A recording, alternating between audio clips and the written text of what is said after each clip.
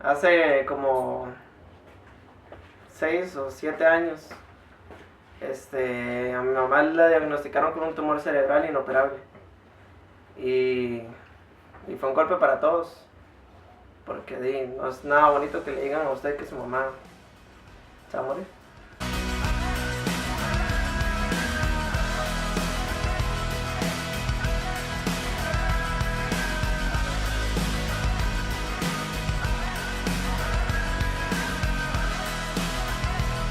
Y los doctores decían que había una posibilidad de operarla, pero tenía 85% de posibilidades de quedar como un vegetal. Y entonces ahí es cuando yo cuestiono y digo, ¿cómo un doctor va a venir a decirme que podemos operar a su mamá, pero tiene 15% de posibilidades de salir bien y un 85% de posibilidades de salir mal? ¿Verdad? Que era prácticamente salir muerta. Y yo me acuerdo que en ese momento yo empecé a orar y yo le decía a Dios, eso no es lo que yo quiero para mi vida y para la vida de mi mamá. Después de todo lo que hemos vivido, después de la fe que hemos tenido en usted. Me acuerdo que durante años, estando solo con ella, durante 3 años estando yo solo con ella, oraba y oraba y oraba, viviendo muchas cosas, viviendo cambios de humor, que a veces mi mamá se despertaba y era una chiquita, y que una vecina me ayudaba a bañarla, y a veces se despertaba y era una señora amargada, la cual yo solamente le servía para hacer mandados. Bueno, y me acuerdo que a mí no me gustaba que en el colegio nadie supiera todo lo que yo estaba pasando porque no quería provocar lástima en la gente. Tenía un trato con Dios personal y solamente esperaba que Dios hiciera el trabajo que tenía que hacer, ¿verdad?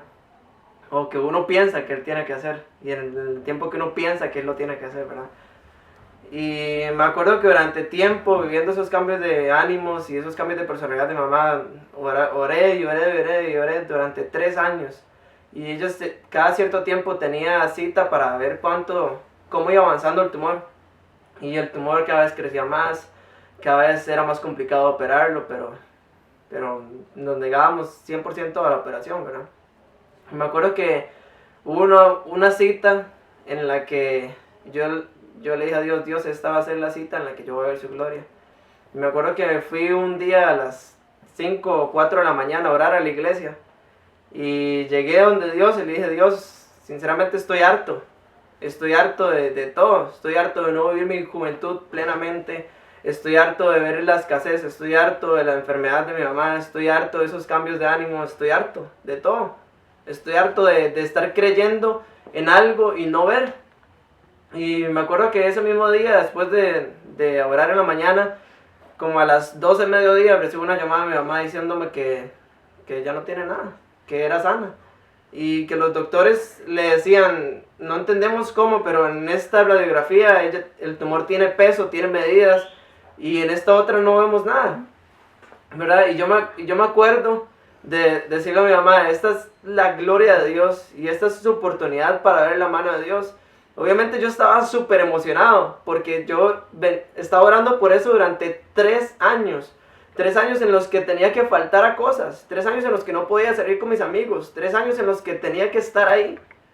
Y yo me acuerdo que ese día fue uno de los mejores días de mi vida, y en ese momento fue cuando yo dije, Dios, usted es real, y es más real que todo, es más real que todo, y también médicos, es más real que toda medicina, es más real que cualquier cosa en el mundo, es más real. Usted es el doctor por excelencia y opera sin la necesidad de tener que abrir.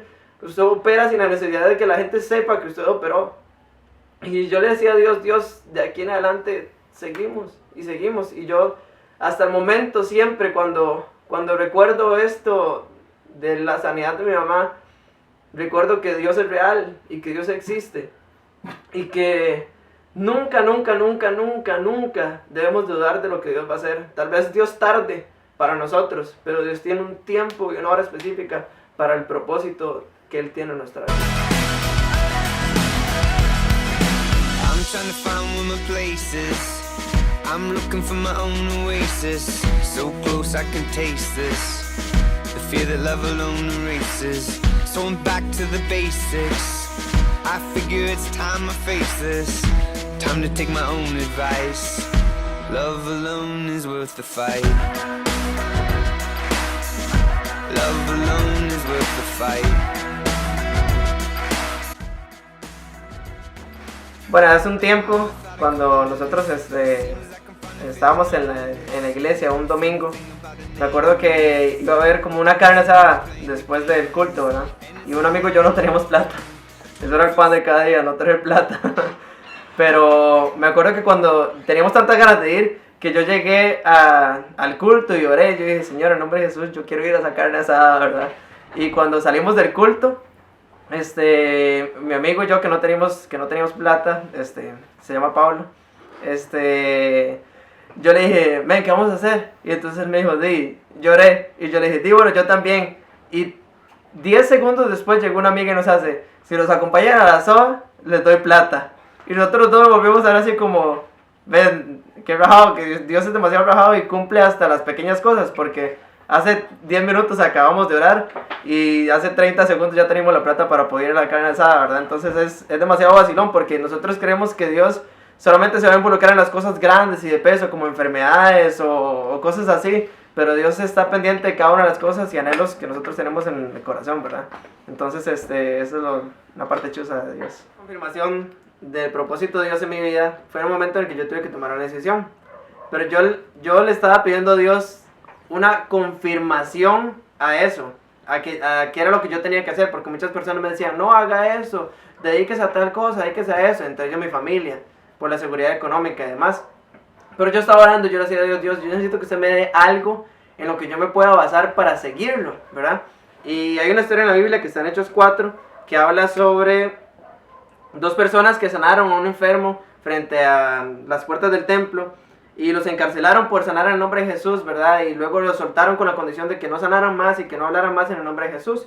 Y ellos en el versículo 19 del capítulo 4 de Hechos se vuelven y les dicen, mas Pedro y Juan respondieron diciéndoles, juzgad si es justo delante de Dios obedecerlos a ustedes, a los hombres, antes que a Dios, ¿verdad?